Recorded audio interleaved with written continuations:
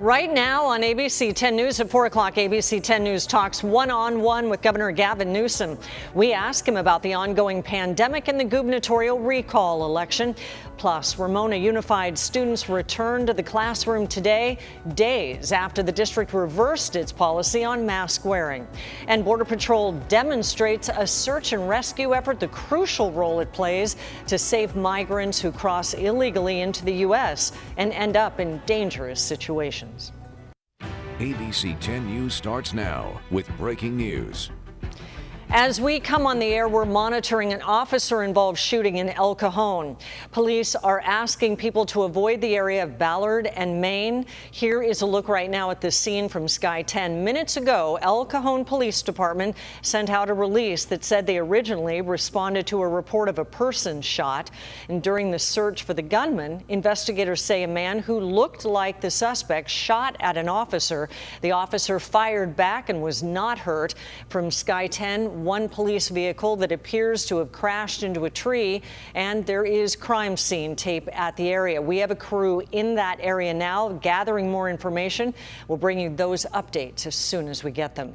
And now to an ABC 10 News exclusive. We spoke one-on-one with an interview with California Governor Gavin Newsom today. He is dealing with not only how to handle the ongoing pandemic, but facing a recall election now just weeks away. And ABC 10 News anchor Lindsay Pena was the only reporter to speak with him. She is joining us in studio right now with more on this interview today. Lindsay. Thank you, Kim. As we've said, we had time to ask the governor about a lot of different things, including the pandemic, his response, and how the recall is affecting how he governs now. Take a listen. Many behind the recall effort criticize the way you've handled the pandemic. In hindsight, is there anything you would have done differently?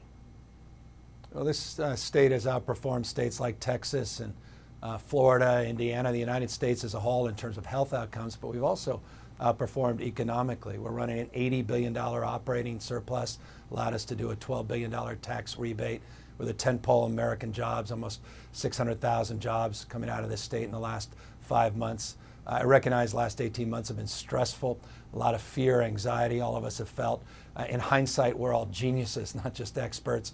And of course, you'd look back, and I don't think there's a governor in America, there's not a president of any jurisdiction in the world that probably wouldn't suggest otherwise. But I'm proud of the fact that we have led in terms of vaccines and testing and continue to do more than most states in that respect as well. Governor, some say your office isn't doing what's necessary to get a handle on the recent rise in COVID cases and hospitalizations because you're worried about being recalled. Your response?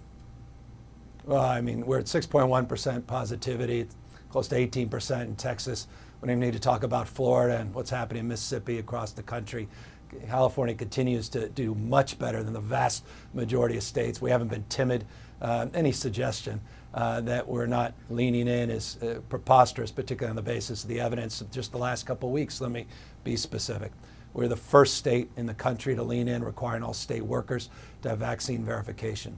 We followed that up with being the first state to require vaccine mandates for all healthcare workers in the nation. We then followed up and became the first state in the country last week to require all of our staff, not just teachers, paraprofessionals in our public schools and private schools, to have vaccine verifications as well. And just yesterday, we leaned in to become the first state to identify what we refer to as mega events indoors to require similar vaccine verifications. We continue to believe in science, we continue to believe in masking, and so all of those things sort of assert, not just prove, or rather prove, not just assert, this notion that we continue to lean in and take very seriously this moment. Now, coming up at 5, more from my exclusive interview. I asked the governor about vaccine passports and if we could see another lockdown here in California. Reporting in the studio, Lindsay Pena, ABC 10 News. Kim. Thank you, Lindsay. And recent polls show California is split on the decision of whether to recall Governor Newsom. If he is removed from office, his replacement will be chosen from a pool of largely political unknowns. And earlier today, we spoke with UCSD political science professor Thad Kauser. He says there's a lot at stake in this recall election, especially for Democrats. This is all about turnout. Which side will get their voters to the polls? Right now, Republicans and others who support the recall seem to be much more energized and engaged in this campaign than Democrats and other independents opposed to it. Gavin Newsom has enough voters if he can turn them out, but so far there's the most energy on the Republican side. Right now, conservative radio host Larry Elder is the leading Republican candidate among the 46 total candidates. Election day is September 14th, and mail-in ballots went out this week. For more information on the California recall election, you can head to 10news.com/vote. And now to the crisis in Afghanistan. Today marks the country's Independence Day from British colonial rule, but the Taliban is using the holiday to declare victory over a, quote, powerful and arrogant United States.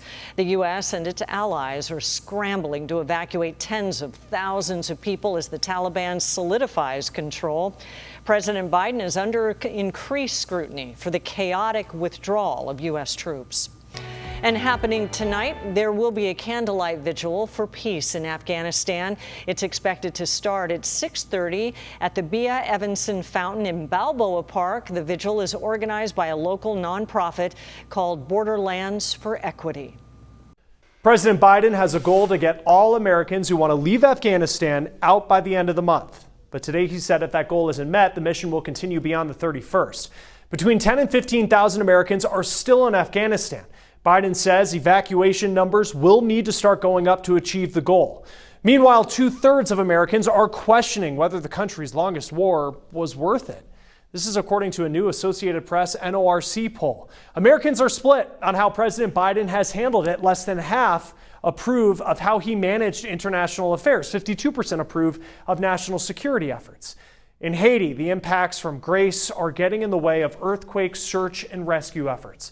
More than 2,000 people have died. More U.S. forces are being deployed because of it. The USS Arlington is expected to arrive in Haiti tomorrow with an extra 600 military personnel. After impacting Haiti, Grace made landfall in Mexico as a Category 1 hurricane today, just south of the ancient Mayan temples. It is expected to reemerge over the Gulf of Mexico before making a second landfall in Mexico. A man is in custody after a bomb threat in Washington, D.C., and that came after an hours-long standoff, which also prompted evacuations and a large police response. The suspect is identified as Floyd Roseberry from North Carolina. He claimed to have a bomb in his black pickup truck. It was parked outside the Library of Congress for several hours, and authorities are working to figure out if there were any explosives in the vehicle. A motive is still unclear. And happening now, the Coronado Unified School Board is expected to issue a formal apology for the tortilla throwing incident. The board's meeting got underway at 4 o'clock this afternoon. They are approving an apology statement that was previously drafted. The incident happened in June during a championship basketball game between Coronado and Orange Glen High. Tortillas were thrown from the Coronado side toward Orange Glen, a predominantly Latino team. Today, students in the Ramona School District returned to campus for their first day of school, and this comes after the school board's decision to reverse course on allowing parents to opt their children out of mask wearing on campus. ABC 10 News reporter Marie Cornell shows us whether that decision had any impact on the first day of school. It really wasn't an issue at Ramona Elementary School. Instead, the focus was on all of the excitement that comes with the first day of school. How are you? Are you excited? For the staff and teachers at Ramona Elementary School, the first day of school is about welcoming their families back on campus, doing their best to make them comfortable. Something Ruth Brundade and her mom felt as Ruth was getting ready to start second grade. Nervous, but also good. So you'll go right down there? Principal Pixie Sulzer says it's business as usual. Ramona Elementary has been on campus for full-time in-person learning since April. What wasn't clear this morning was whether the school board's decision regarding mask mandates would have any impact on the start to the brand new school year, as things did get heated during the school board meeting. Initially, the board decided to make masks optional, but pulled back voting Monday to require masking inside until it can sort out the legal ramifications.